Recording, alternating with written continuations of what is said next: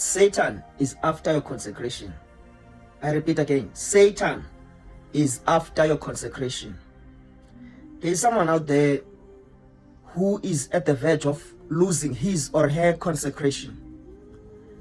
Because Satan seems to understand the purpose of consecration more than we believers, people who are consecrated by God. Because Satan is a spirit. He understands spiritual things, and he understands human relationships with spirits. So there is someone who is about to lose his or her consecration. Let me show you the value of consecration before you gamble your consecration.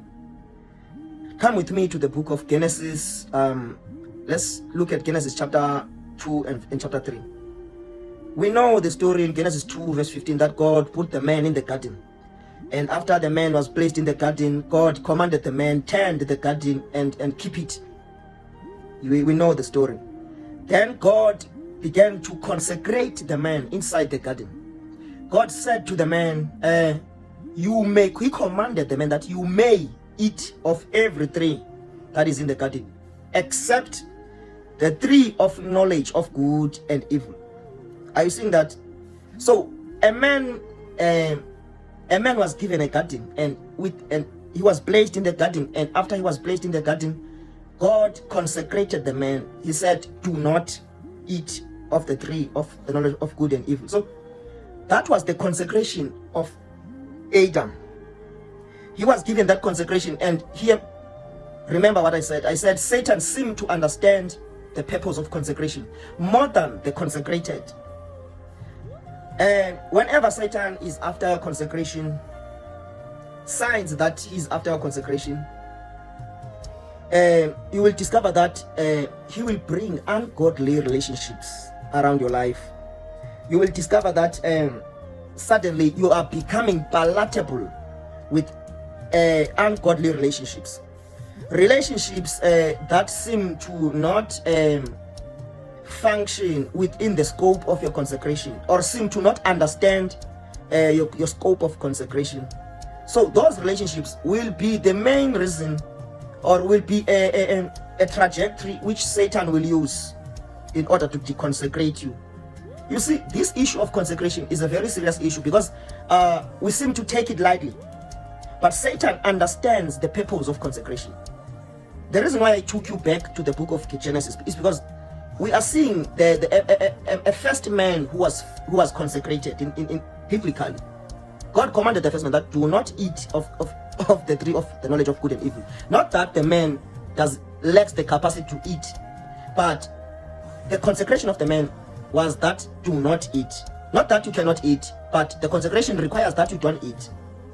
So now, when Satan is after consecration, you will discover that Satan will begin to bring ungodly relationships. That's why the Bible says, do not be unequally yoked. You see now, that scripture, don't think that God is, Paul is saying that do not mingle with unbelievers. No. Even believers in Christ can be unbelievers. And I don't know whether you are hearing this. People who believe in Christ cannot believe in the resurrection power of God, but you can believe in the resurrection power of God. So that alone distinguishes you. That one, though is a believer in Christ, but is an unbeliever to the power of God. But you are a believer to the power of God. So you cannot mingle with an unbeliever. Though that unbeliever believes in Christ, but doesn't believe maybe in a certain reality. Maybe doesn't believe in the prophetic. The fact that that person doesn't believe in the prophetic doesn't undermine the fact that the prophetic is real. So you need to mingle with people who are in the caliber of your belief system. Yeah. So whenever Satan wants to deconsecrate your consecration, he will send ungodly relationships. That's why he most of the time, people who are usually used by the enemy to attack consecrated men are usually people who are around us. Our close relatives, especially relatives, friends, our loved ones, people who are our co-workers. I am talking about people who are within your ecosystem. People who are within your ecosystem, people who matter in your heart, valuable people in your heart, can be a potential tool in the hands of the devil in order to deconsecrate you, so that you may lose your consecration.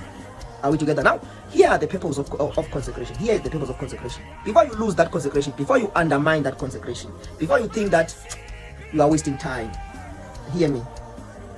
I said, for us to know consecration very well, we need to study the first man that was consecrated in the Garden of Eden.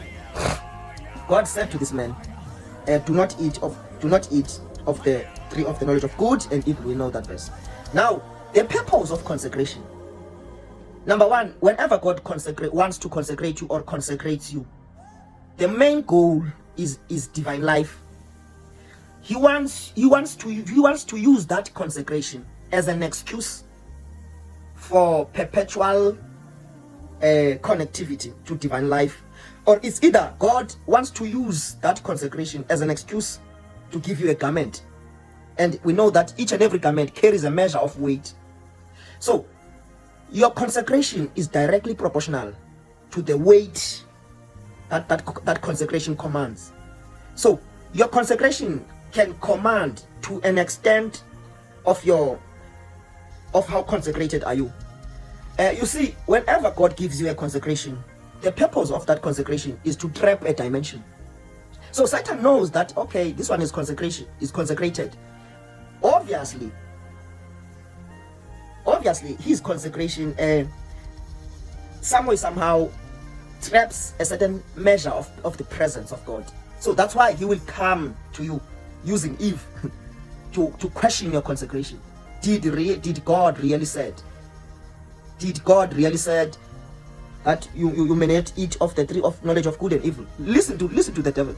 Listen to the serpent. He was trying by all means to make the consecrated to question his consecration. I'm here to warn someone today, because it is strong in my spirit. I'm moved to speak this. Someone is about to lose his consecration. Someone is about to gamble his consecration, because maybe you don't understand the purpose of your consecration. Now I'm giving you the purpose of your consecration.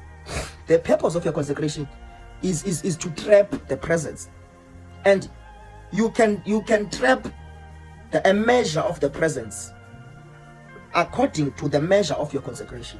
So Satan is not actually after your consecration. He's after what your consecration can trap in the spirit. He's after the dimension that is allocated to your consecration. So Satan understands priesthood better than priests and kings of God, believers. Satan seems to understand priesthood better than us. Meanwhile, we are the priests. But we are far from the revelational knowledge of priesthood. So that's why Satan seems to take advantage of our ignorance. The Bible warns us that ignorance is very dangerous. Ignorance can cost you treasures. So I'm trying to warn someone in this 10 minutes video that don't lose your consecration. Satan is after your consecration. He is after your consecration. In Jesus' mighty name. Be careful. Be revived. In Jesus' name. Amen.